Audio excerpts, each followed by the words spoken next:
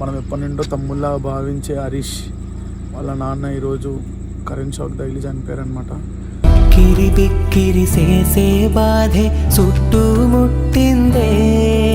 Literally నేను ఎప్పుడు వాడిని చాలా ప్రేమగా చూసుకుంటాను. నేను నా సొంత తమ్ముడు లెక్కనే చూసుకుంటా. సో ఇప్పుడు వాడు ఏడుచడం కూడా నేను చూడలేను, ఎందుకంటే చాలా కష్టంగా అనిపిస్తావు ఒక అన్న లెక్క నాకు.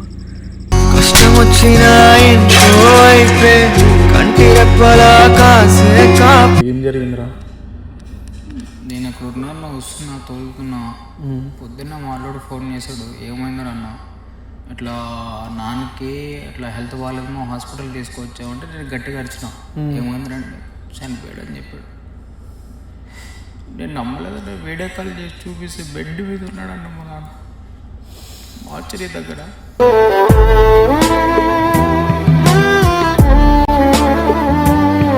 అసలు చాలా అనుకున్నాను నా కారు తీస్తాడని చెప్పేసరికి ఇంటికి వస్తున్నాను. నేను ఈరోజు నైటే బుక్ చేసుకున్నా బస్సు.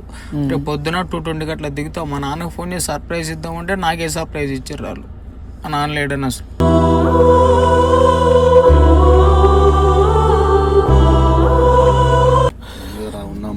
చూసుకో. అరే నాన్న విలువ ఉన్నప్పుడు తెలియదురా మనకి. నిజంగా నన్ను చాలా తప్పులు చేసా, మా నాన్న చాలా సఫర్ చేసా, కానీ ఎప్పుడూ నన్ను వదలలేదన్న మా నాన్న. చాలా చేశాడన్న నా కోసం. పోలీస్ స్టేషన్ కూడా చాలా తిరిగాడన్న నా గొడవలకి, నేను చేసిన పనులకి. కానీ నేను చేంజ్ అయ్యి మంచిగా ఉండి మా నాన్న చూసుకునే టైంలో మా నాన్న లేడు. ఊపిరి మాత్రం ఉన్న పళంగా పోతున్నట్టుందే అని ఒక్కటే కాసి చెప్తున్నా. ఆయన ఉన్నప్పుడు ఆయన వాల్యూ తెలుసుకోండి. ఆయన పోయాక నాలాగా మాత్రం వెలగద్దు మాత్రం మీరు మాత్రం చెప్తున్నా. వాళ్ళు ఉన్నప్పుడే వాళ్ళ వాల్యూ తెలుసుకొని మంచిగా ఉండండి, మంచిగా చూసుకోండి వాళ్ళు.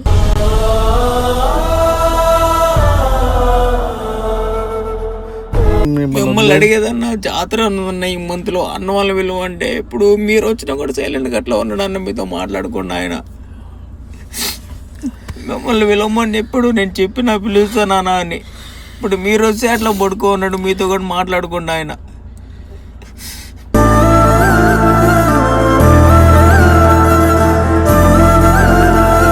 ఆడు చెప్పేది కూడా ఒకటే, వీలున్నంత వరకు మీకు టైం ఉంటే మీ పేరెంట్స్ని మంచిగా చూసుకొని ట్రై చేయండి. ఎందుకంటే ఈ రోజుల్లో ఎప్పుడు ఏం జరుగుతుందో తెలియదు. ఇదే చెప్పాలనుకున్నా.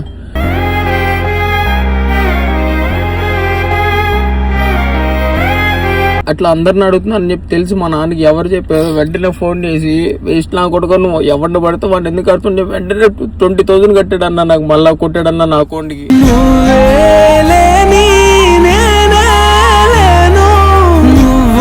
సో గైస్ 2 రోజులంటే నిద్ర లేదు. ఈరోజు మార్నింగ్ ఒక ఫోన్ వచ్చిందనమాట.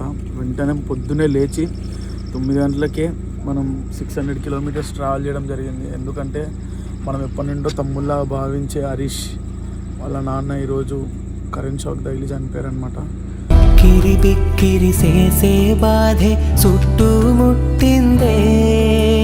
సో ఈ టైంలో ఇలా అవ్వడం, అందులోనూ నా మెంటల్ కండిషనే మంచిగా లేదు యాక్చువల్లీ. సో ఎలా చెప్పాలో కూడా మీకు అర్థమవుతలే. వాడు మన దగ్గర 2 years నుండి ఉన్నాడనమాట. సో ఇప్పుడు ఏంటంటే నాకు ఎట్లా చెప్పాలి మీకు అర్థమవుతలేదు. పాపం వాడు మొన్ననే రీసెంట్గా అన్న నాకు అమౌంట్ సరిపోతలేవన్నా, నేను క్యాబ్ నడుపుకుంటున్నా, డాడీ ఊర్లో ఒక్కడే కష్టపడుతున్నా అని చెప్పిండు అనమాట. సరేరా హరీష్ నడుపుకో, డాడీకి హెల్ప్ అవుతుంటే ఇంకేం కావాలని చెప్పిన. ఇట్లా క్యాబ్ చేస్తుండో లేదో ఒక 2 months అవుతుంది. అదే టైంలో పొద్దున్నే ఫోన్ చేసి ఫుల్ ఏడ్చిండు. అన్న ఇట్లా డాడీ చనిపోయిండు అంటన్నా అని ఏడ్చిండు. సో నాకు ఆ నిద్రలో కూడా నాకు ఏడుపు వచ్చేసింది, అంత ఏడ్చేసిన వాని కోసం. ఎందుకంటే నా సొంత తమ్ముడు లెక్క అనుకున్నవాడిని. ఇంకా నేను కార్ తీస్తుండే శ్రీయాన కూడా ఫోన్ చేసి నేను కూడా వస్తారా అన్నాడు. సో శ్రీయాన కూడా పడుకొని ఉన్నాడు. నేను ఒక్కనే ఇట్లా ఇంట్రో చేసి వీడియో కొడుతున్నా. సో నేను చెప్పేది ఏంటంటే ఈ టైంలో అంటే నేను ఇక్కడ సిచ్యువేషన్స్ ఏం చేంజ్ చేయలేకపోవచ్చు. నేను అక్కడ జరుగుతున్నవి ఏమైనా సరే నేను చేంజ్ చేయలేకపోవచ్చు. కానీ అరే ఇన్ని రోజులు అన్న దగ్గర ఉన్న అన్న వాళ్ళు ఎంత దూరం నుండి వచ్చి, అంటే మన అనుకున్నటోళ్ళు ఇలాంటి ఒక టైంలోనే సపోర్ట్ ఉంటే ధైర్యంగా ఉంటుంది. జస్ట్ ఆ ధైర్యం ఇవ్వడానికి మాత్రమే నేను, శ్రీ అన్న, అట్లనే ఇంకా 2-3 ఫ్రెండ్స్ మేము పోతున్నాం అన్నమాట.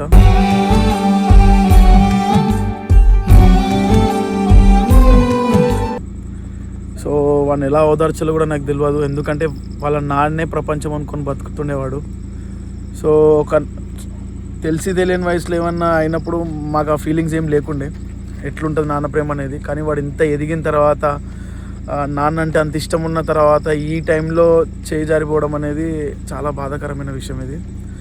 సో మా వంతు ధైర్యం ఇవ్వడానికే మేము వెళ్తున్నాం, అంతకుమించి ఏం లేదు.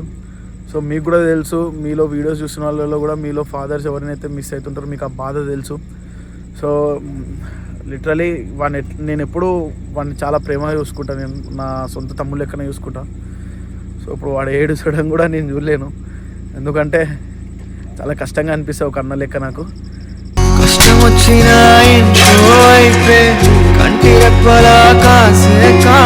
సో అదనమాట. శ్రీ కూడా స్టాండ్ తీసుకుని నాతో పాటు వచ్చిండు, వెళ్తున్నాం. అంటే ఎట్లా చెప్పాలి అర్థమవుతుంది, అంటే చిన్న పిల్లల లెక్క వీళ్ళు నా దగ్గరకు వచ్చినప్పుడు చిన్న పిల్లల లెక్క ఉండే, ఇప్పుడు పెద్ద రిపేర్. కానీ సో అలాంటి వాళ్ళు నా కళ్ళ ముందు ఏడుస్తారని నేను తీసుకోలేను, కానీ నా వంతు ధైర్యం ఇవ్వడానికి మాత్రమే నేను వెళ్తున్నాను, అంతకు మించి ఏం లేదు. చలో.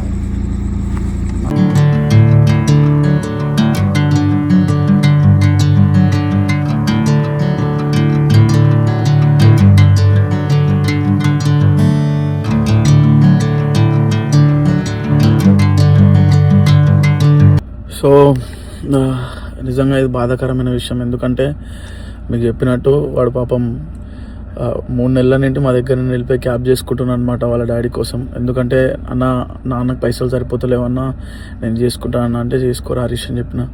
పాపం వాళ్ళ నాన్న కూడా మంత్లీ డబ్బులు పంపిస్తున్నా, అదే టైంలో ఇట్లా జరగడం చాలా బాధ అనిపించింది. అసలు ఏం జరిగిందిరా? నేను అక్కడ ఉన్నా వస్తున్నా తోలుకున్నా, పొద్దున్న మాలోడు ఫోన్ చేశాడు, ఏమైందని అన్నా, ఇట్లా నాన్నకి ఇట్లా హెల్త్ బాగాలేమో హాస్పిటల్ తీసుకొచ్చామంటే నేను గట్టిగా అరిచిన, ఏమైందంటే చనిపోయాడు అని చెప్పాడు. నేను నమ్మలేదంటే వీడియో కాల్ చేసి చూపిస్తే బెడ్ మీద ఉన్నాడన్న మా నాన్న మార్చరీ దగ్గర.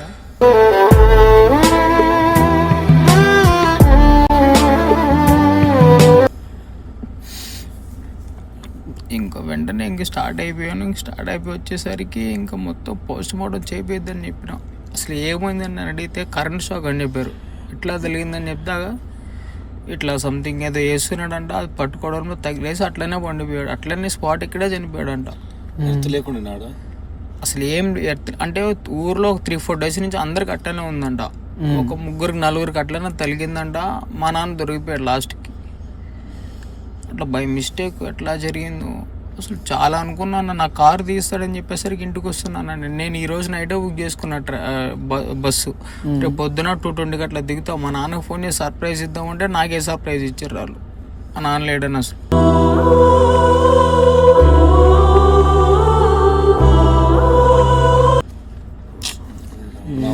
నాకున్న బ్యాక్ బోన్ ఆయన వెళ్ళిపోయాడు, చాలా చేసాడు నా కోసం. ఇప్పుడు నేను రిటర్న్ తీసుకున్నప్పుడు ఆయన వెళ్ళిపోయాడు.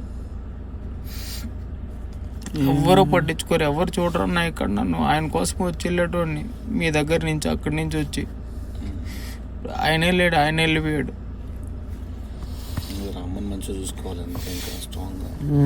మేము ఉన్నాం రా, మేము ఎప్పుడైనా నీకు తోడుగా ఉంటాం. నీ మంచిలో చెడులో అన్నిట్లో మేము ఉంటాం, మాటిస్తున్నాం. వీలైతే మమ్మీని కూడా అక్కడికి తీసుకొచ్చేసి. ఫస్ట్ టైం పైసలు అడిగాడు అన్న, 1000 రూపీస్ కొట్టినా అన్న. ఎంత హ్యాపీగా ఫీల్ అయ్యాడు. ఫస్ట్ టైం నువ్వు నాకు డబ్బులు కొట్టావని చెప్పి చాలా హ్యాపీగా ఫీల్ అయ్యాడు అన్న. ఇప్పుడు ఇది ఒక 1 మంత్ బ్యాక్ అన్న. నెక్స్ట్ నేను నా బండికి డ్యూ, నేను పైసలు వేసిన మా నాన్నకి పైసలు కొట్టి, అప్పుడు చాలా హ్యాపీగా ఫీల్ అయ్యాడు. నేనే చెప్పిన, నాన్న నీకు ఈవినింగ్ 200 కొడతాను, క్వార్టర్ తెచ్చుకొని తాగని చెప్పాను.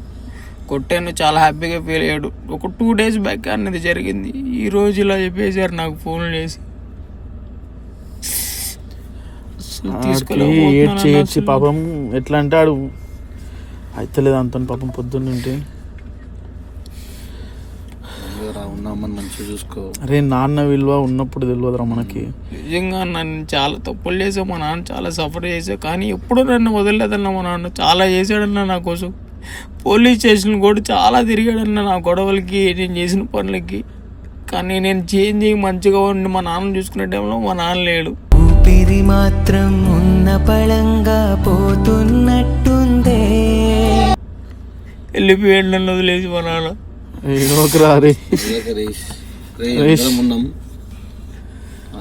ప్రాబ్లం ఉన్న వస్తాం, అమ్మని మంచి చూసుకో, పోయిన గురించి కాదు, అర్థమైందా? ఎందుకంటే చాలా మంది ఇట్లనే రా, నీలానే నీ వయసులో ఒక వయసులో ఏం చేస్తారో తెలియక అమ్మ నాన్నని కష్టపెడతారు. కానీ మనం బాగుపడి వాళ్ళని చూసుకునే టైంలో దేవుడు కూడా చూడు, వాడు ఇన్ని రోజులు అవారగా తిరిగినప్పుడు ఏం కాలే ఆయనకి. ఎప్పుడైతే కష్టపడి నాన్నకి డబ్బులు పంపిద్దాం, ఇంట్లో వాళ్ళ నాన్నని మంచిగా చూసుకుందాం అనుకున్న టైంలోనే పాపం డే అండ్ నైట్ అసలు తేడా లేకుండా వాడు క్యాబ్ నడుపుతుండే వాళ్ళ నాన్నకి పైసలు పంపించాలని చెప్పేసి. సో ఈరోజు అలాంటి నాన్నే లేడని తెలిసినప్పుడు వాడు ఎట్లా తట్టుకునేమో తెలియదు. కానీ నిద్రలో ఉంటే లేవని నాకు ఏడుపు వచ్చేసింది. మార్నింగే ఇట్లా వెంటనే బయలుదేరిపోయామన్నమాట మేము. సో అది ఏమున్నా అమ్మని మంచిగా చూసుకో, వీలైతే అమ్మని తీసుకొచ్చేసి. నువ్వు ఇంకేదైనా మెసేజ్ ఇవ్వాలనుకుంటే పబ్లిక్ ఒకటే చెప్పురా, ఇట్లా ఒక టైం వస్తుంది నాన్న ఉండడు. మనం నాన్న విలువ తెలియని వాళ్ళు చాలా మంది ఉంటారు ఇంట్లో పెట్టుకొని కూడా, వాళ్ళకి ఏమని చెప్పాలనుకుంటే చెప్పంతే. అసలు ఏదైతే జరగకూడదు అనుకున్నా అదే జరిగిందని. కానీ ఒక్కటే గాయస్ చెప్తున్నా, ఆయన ఉన్నప్పుడు ఆయన వాల్యూ తెలుసుకోండి. ఆయన పోయాక నాలాగా మాత్రం వెలగద్దు మాత్రం మీరు మాత్రం చెప్తున్నా, వాళ్ళు ఉన్నప్పుడే వాళ్ళ వాల్యూ తెలుసుకొని మంచిగా ఉండండి, మంచిగా చూసుకోండి వాళ్ళు.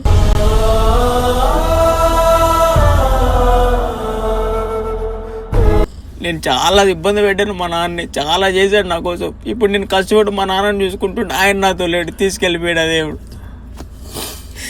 కానీ వాళ్ళు ఉన్నప్పుడు మాత్రం వాళ్ళు నాకు నిజంగా మా అమ్మ కానీ ఎవరు ఇష్టం లేదన్న. మా నాన్న అంటే నాకు ప్రాణం అన్న. అసలు నాకు నెక్స్ట్ లైఫ్ లేదన్న, బ్లర్ అన్న, నాకేం కనిపిస్తలేదు. ముందు చూస్తుండే మా నాన్న లేడు. ఇన్ని రోజులు మా నాన్న ఉన్నాడన్న ధైర్యంతోనే ఉన్నాను నేను. ఇప్పుడు ఆయనే లేడు. అసలు నమ్మలేకపోతున్నాను ఆయన అట్లా ఉంటే, చూడలేకపోతున్నాను అసలు నేను. నాకు కారు ఇప్పిస్తాను ఇంటికి రమ్మన్నాడు అన్న, సొంతంగా క్యాబ్ చేసుకోవడం. నాకు ఈ బ్రేజా కార్ ఇస్తా అని చెప్పాడు, ఇంకోటి కొత్త కారు క్రిస్టా కూడా కొనిస్తా అని చెప్పాడు అన్న. కాల్ చేసి నాన్న ఇట్లా రమ్మన్నాడు, కార్ ఇస్తున్నాడు, బ్రేజా కార్ ఇస్తున్నాడు. ఇప్పుడు అడుగుతుంటే అసలు ఏం మాట్లాడలేదు అన్న మా నాన్న. నాన్న నాకు క్రిస్టా కార్ ఇప్పిస్తానంటే నాకు ఇంటికి వచ్చారంటే అసలు ఏం మాట్లాడకుండా అలా పడుకోన్నాడు.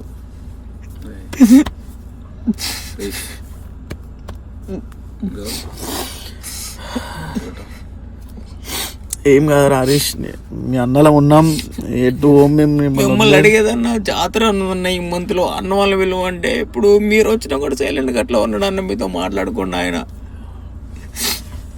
మిమ్మల్ని విలువమని ఎప్పుడు నేను చెప్పినా పిలుస్తానా అని. ఇప్పుడు మీరు వస్తే అట్లా పడుకో ఉన్నాడు, మీతో కూడా మాట్లాడకుండా ఆయన.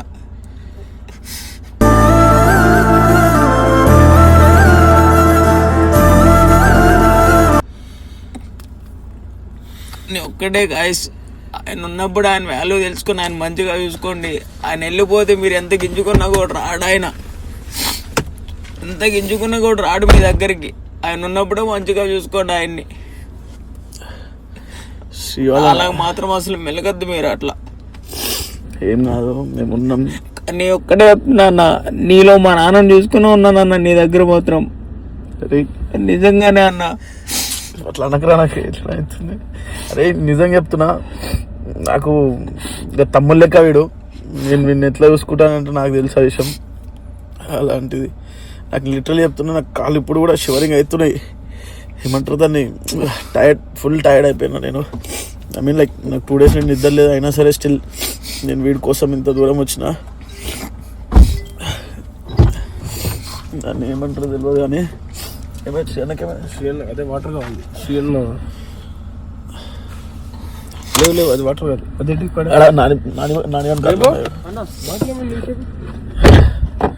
అదనమాట. చాలా మంది శ్రీయన్న కూడా మొన్న వాళ్ళ నాన్నతోని చిన్న గొడవ అయింది అనమాట. మాట్లాడలేకుండే. సో ఆయనకి ఏం వచ్చిందేమో అని అట్లా వెళ్ళిపోయిండు. కానీ వీడు నాకు సొంత తమ్ముడు ఉంటే ఎట్లుంటాడో, నేను వానితో ఎట్లుంటానో నేను వీనితో కూడా అట్లనే ఉంటా. నేను వీడిని ఎప్పుడు వదిలిపెట్టాను. ఈ విషయం నాకు తెలుసు. ఎవరు వచ్చినా రాపోయినా నేను బయలుదేరిపోదాం అనుకున్నా. శ్రీయన్ననే ఫోన్ చేసి, అరే నేను కూడా వస్తారా అంటే, రాన్న అని చెప్పి వచ్చేసినాం మేమందరం కూడా.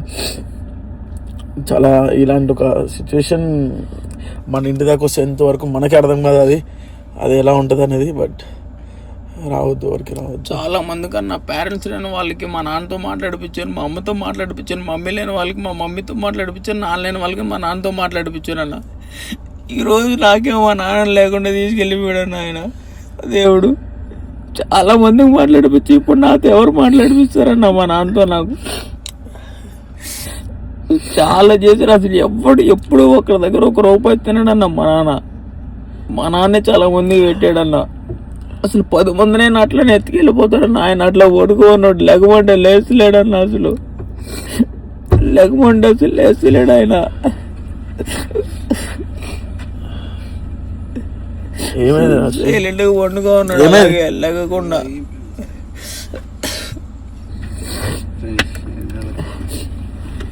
మీరన్నా చెప్పండి అన్న, లేకుండా అన్న ఆయన్ని. లేస్తలేడు నేను అడుగుతుంటే.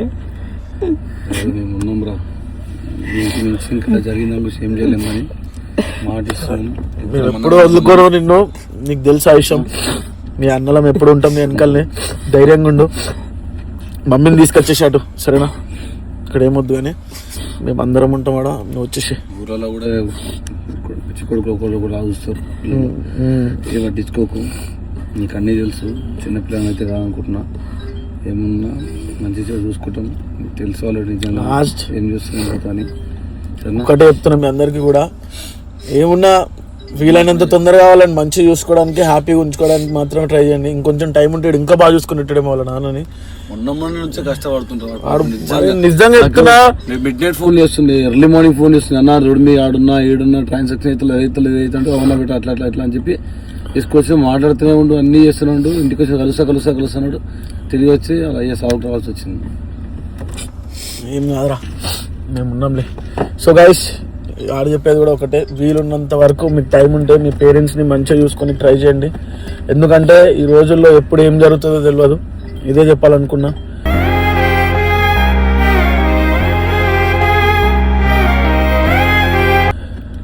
చాలా మంది చేసే తప్పు ఇదే. ఈవెన్ మీ ఆల్సో, నేను కూడా అదే చేస్తా కూడా నేను. ఎందుకంటే వాళ్ళు మిస్ అయినప్పుడే ఈ బాధ తెలుస్తుంది. కాకపోతే అనుకోకుండా సిచ్యువేషన్స్ రావడం వల్ల నేను కూడా మాట్లాడుతామో 10 మంది మాట్లాడుతామో, కానీ నిజంగా బతుకున్నప్పుడు అలా వాల్యూ ఎవ్వరికి తెలియదు. ఇలాంటి ఒక సిచ్యువేషన్ అయినప్పుడు మాత్రం తెలిసి బాధపడతాం, కానీ రూపాయి యూజ్ ఉండదు. బట్ ఎంతో కొంతమంది మారుతారు అనుకుంటున్నా. ఈవెన్ నేను కూడా ఎక్స్పీరియన్స్ అయ్యి చూస్తున్నా, నా కళ్ళతో చూస్తున్నా. సో ఉన్న రోజులు వాళ్ళని మంచిగా చూసుకొని ట్రై చేయండి. కష్టపడతారా, బాధపడతారా, ఏమైనా చేయండి. ఏం చేసినా ఫ్యామిలీ కోసమే చేయండి. ఎందుకంటే చూస్తున్నా డే అండ్ నైట్ కష్టపడుతున్నాడు. నేను చూస్తున్నా 24 hours క్యాబ్ నడుపుతున్నాడు వాడు వాళ్ళ డాడీ కోసం. అవసరమే లేదు యాక్చువల్ చెప్పాలంటే. వాడికి 24 hours ఫుడ్ ఉంటుంది, మా ఇంట్లో బెడ్ ఉంటుంది, మంచిగా జాలీ ఉన్నట్టు. సడన్ గా నా దగ్గరకు వచ్చి అన్న నేను ఇట్లా ఒక దగ్గర ఒక 20K మొబైల్ తీసుకుందామని చెప్పి మా నాన్న అడిగాన్న. మా నాన్న దగ్గర అమౌంట్ అప్పు చేసి ఒక 20,000 నాకు ఇచ్చాడన్న. 20,000 ఇచ్చాడు. తర్వాత నాకు 20,000 కావాలి. మా రిలేటివ్స్ 40 members ఫోన్ చేశానన్న. మా సిచ్యువేషన్ మంచిగా ఉన్నప్పుడు నా చేతుల్లో లక్షలు ఇచ్చానన్న ఒక్కరికి.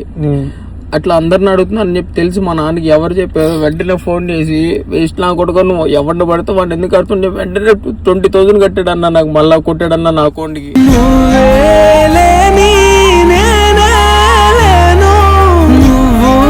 ఆ రోజే ఫిక్స్ అయ్యాన్న. గొడవ అయితే 2-3 days మళ్ళీ మన అమ్మాయి తప్ప మనతో ఎవరు ఉండరని చెప్పి వెంటనే తిరుపతికి వచ్చానన్న. మనోని హెల్ప్ చేసి మనోని అడిగాను. ఒక 2 days క్యాబ్ తీసుకున్నా. నాన్న చాలా కష్టపడుతున్నా అన్న. నేను చేంజ్ చేయ మా నాన్న మంచిగా చూసుకున్నాను టైంలో ఆయన నన్ను వదిలేసి వెళ్ళిపోయారన్న. ఇంత మోసం చేశాడని అసలు అనుకోలేదన్న. నన్ను అంత మంచిగా కట్టుకున్నాడు అన్న దాన్ని ఆయన. అంత మంచిగా కట్టుకున్నాడు. 2 days అయింది ఓపెన్ చేసి. అందరూ మంచి ఊర్లో అందరి దగ్గర మంచి పేరు అన్న ఆయనకి. ఇట్లా చేసుకొని వెళ్ళిపోతారని చెప్పి అసలు అనుకోలే. అంతమందిని అడిగితే ఎవరు కొట్టలేదన్న. 40 members చిన్నపిల్లల దగ్గర ఫోన్ లేపించి మా మమ్మీ లేడు, మా డాడీ లేరని చెప్పించి నా రోజే ఫిక్స్ అయినా. ఎవరిని అడగద్దు, ఏం చేసినా మన అమ్మాయి తప్ప ఏ పోరి వద్దు, ఎవడొద్దు. మనకు మంచిగా కష్టపడి అమ్మ నాన్న మంచిగా చూసుకున్న తాడుతూ వచ్చినా నీకు చెప్తాను ఆ మాట. నువ్వు అయినా కూడా నీ మాట వినకుండా కష్టపడుతున్నా. లాస్ట్కి ఇట్లా వెళ్ళిపోయడం మా నాన్న. సరేరా మళ్ళీ చెప్తున్నా, అర్థమైన సిచ్యువేషన్. ఈ పొజిషన్ ఆలోచిస్తున్నాను నేను కూడా. బాగా తప్పించి ఇంకేం లేదు. మంచిగా చూసుకో, అమ్మని ఒక్కదాన్ని మంచి చూసుకో. వీలైతే ఆ మమ్మీని అక్కడికి తీసుకొచ్చేసి సరేనా? మంచిగా ఉండు. సో గైస్, మీ అందరికీ చెప్పేది కూడా ఒకటే, ఉన్నన్ని రోజులు తల్లిదండ్రులకి వాళ్ళకి ఏదో ఒకటి చేయడానికి ట్రై చేయండి. చిన్న హ్యాపీనెస్ ఉంటాయి వాళ్ళకి, పెద్ద జస్ట్ ఇమాజినేషన్ కూడా తీసుకోలేకపోతున్నాను నేను నా ఫ్యామిలీ విషయంలో. ఎందుకంటే అనిపన్నది ఫస్ట్ టైం 1000 కొట్టిన దానికి చాలా హ్యాపీగా ఫీల్ అయ్యాడన్న మా నాన్న. ఫస్ట్ టైం కొట్టినా నీ కష్టమైన నీ కష్టంతో సంపాదించిన పైసలు అని ఆ రోజు వచ్చి నాకు ఆనందం అసలు ఇంకెప్పుడు లేదన్న నా లైఫ్లో. మీ దగ్గరకు వచ్చినప్పుడు కూడా లేదన్న నాన్న ఆ మాట అంటుండే. వాళ్ళకి చిన్న చిన్న హ్యాపీనెస్ రా. నేను లక్షలు కూడా సంపాదించిన అవసరం లేదు. నా కొడుకు 100 రూపాయలు చేయి చాపకుండా ఆయన బతుకోవడం మంచిగా బతికితే చాలు, మా పేరు ఖరాబ్ చేయకుండా అనుకుంటా. వాళ్ళకి చిన్న చిన్న రా, బర్త్డే ఒక చిన్న కేక్, ఒక శారీ, వాళ్ళ శారీ కూడా ఎందుకు పైసలు తెచ్చినట్టు కానీ అనుకున్నా. చిన్న చిన్న వాళ్ళకి కావాల్సినవి ఆ చిన్న చిన్న కోరికలు మనం తీరుస్తే వాళ్ళు బతుకులు వాళ్ళకి అది చాలు తెలుసా. మన చిన్నప్పుడు మన కోసం ఎంతో చేసి ఉంటారు వాళ్ళు. ఉన్న ఒక అమ్మని అస్సలు మిస్ చేసుకోకు. ఉన్న నీ రోజులు మంచిగా చెడ ఏ వాట్ ఎవర్ ఇట్ ఇస్ మంచిగా చూసుకో. అది ఎక్కడికైనా పోదాం అంతే. మంచిగా కష్టపడు సరేనా. ఎక్కువ మాట్లాడి నేను బాధ పెట్టాలని లేదు. సో మళ్ళీ చెప్తున్నా ఉన్నంత వరకే మనతో ఉంటారు వాళ్ళు. ఆ ఉన్నన్ని రోజులు మనకున్నా లేకపోయినా వాళ్ళని చూసుకోవడమే మన బాధ్యత అంతే.